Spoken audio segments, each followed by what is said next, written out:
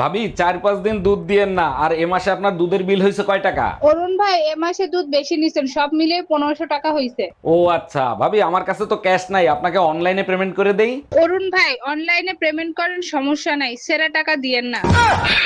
হ্যাঁ বাবা, ও সবসময় শুধু আমাকে ভয় দেখায়। তুই শুধু ওকে ফোনটা দে। হ্যাঁ হ্যাঁ দিচ্ছি, এ নাও ফোনটা ধরো। বাবাকে আমি সব বলে দিয়েছি, এবার তুমি ঠেলা বুঝবে। হ্যাঁ বাবা বলুন। এই সব আমি কি শুনছি? তুমি নাকি সব সময় মেয়েকে ভয় দেখাও, এটা কি ঠিক? না না, আসলে বাবা। চুপ করো, শুধু টেকনিকটা বলো, কি করে আমিও তোমার শাশুড়ি মাকে এরকম ভাবে জব্দ করব।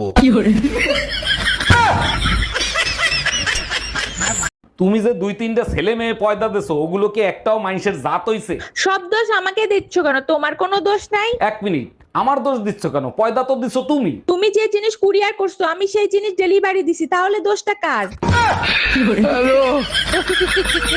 স্বামী কি হারে? তালাক দিয়ে দিছি। কেন? হাউরি হারা দিন কাম হারায় আমারে দিয়া। তার এখন আপনি কি হারেন? চাইর বাসায় কাম হরি। হাউরি কাম করা দেখে আপনার স্বামীরে তালাক দিয়ে দিয়েছেন, তার এখন যে চারবারই কাম হারেন এতে কিছু হয় না?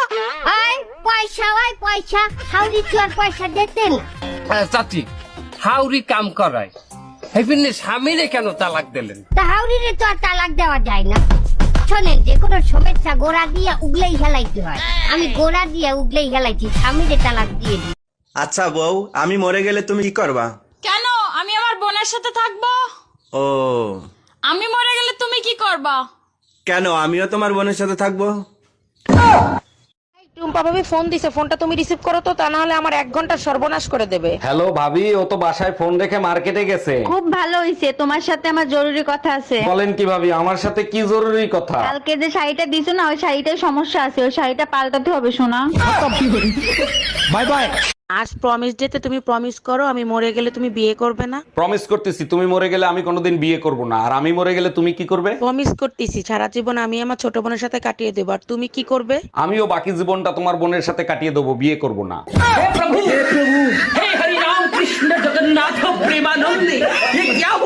এই শোনো, তুমি তো সবকিছু পারো, কুত্তার লেজ সোজা করতে পারো। আমি পারি না এমন কোনো কাজ আছে? তবে তার জন্য তোমাকে একটা কাজ করতে হবে। কি কাজ করতে হবে? এখন কি বাইরে থেকে কুত্তা এনে দিতে হবে?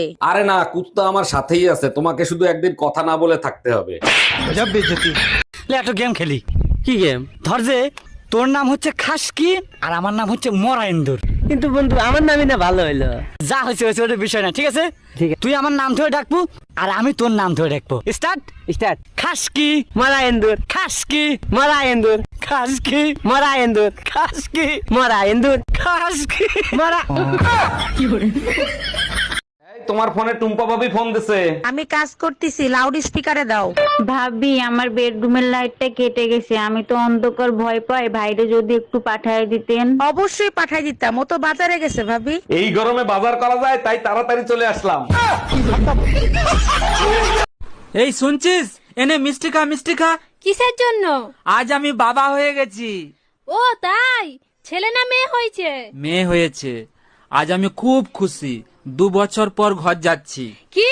হ্যাঁ। শোনো না, আমার অপারেশন করতে ভয় লাগতেছে, যদি কিছু হয়ে যায়।